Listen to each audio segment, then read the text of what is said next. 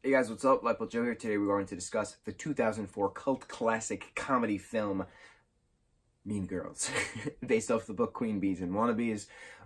Tina Fey did the screenplay for this film. She's also plays Miss Norbury, one of the main characters of this film. She also then wrote the book for the musical, where this pillow came from, the Burn Book pillow. This is a cult classic film. It has resonated for over a decade, and it's going to resonate for many, many decades and centuries to come. October 3rd is Mean Girls Day. That is when Aaron Samuels asked Katie Heron what day it was. The movie stars Lindsay Lohan, Rachel McAdams, Lizzie Chabet, John Bennett, Amanda Seyfried, so many people. Amanda Poehler's in this film. Again, Tina Fey's in this film. So many people are in this film, and it is just such a fantastic film, teen comedy film. You have Katie Heron live with her parents in Africa. They're biologists, so they study animals. Then her mom gets a job at Northwestern University, so they come to the suburbs of Chicago. Katie enrolls into public school at 16, her first time in actual public school at North Shore High. She is now adapting into social life. So she's assimilating the whereabouts, the doings of the students, of the kids, with animals. Who's the pack animal? Who's the leader of the pack? The apex predator, stuff like that.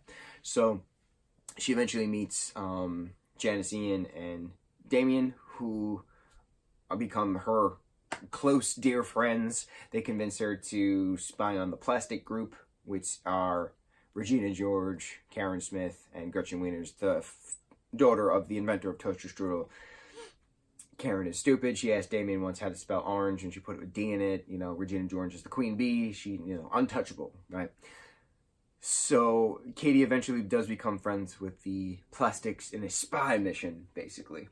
And then she eventually becomes a plastic. And then it's, fighting with who's sleeping with whose boyfriend, and who wants attention for who, and who's obsessed with who, and, who's going to hurt who, and who's going to be real friends at the end. There's parties, there's just constant hilarity within lunchrooms, within the different holidays. The Halloween party is hysterical. Katie dressing up as an ex-bride as the date of Aaron Samuels, and then Regina George winds up getting back together with Aaron Samuels, and it's just constant back and forth hilarity of teens. Glenn Coco is one of the not main characters, but one of the most memorable characters, and he's in the scene for maybe, 0.2 seconds? Perfect. You have Coach Carr as a tragic yet hilarious character. You have Shane Omen as another memorable character. You have Kevin G, the rapper kid from the Mathletes, and all these characters then translate actually into the musical, the Broadway musical. So that's what I'm saying. All these amazing characters are written into this particular film, and they're so memorable. 15 years later, it's going to be the 15th anniversary this year. I'm very excited. October 3rd of the film. And then, the Broadway musical premiered on Broadway April 2018, but it was doing, its test runs in DC, 2017, stuff like that. It was conceived in 2013. So this film has been such a cultural impact amongst teens, amongst the gay community, amongst the, LGBTQ community, amongst anyone trying to find their place and fit in. And it's amazing to see everyone come together when it comes to Mean Girls.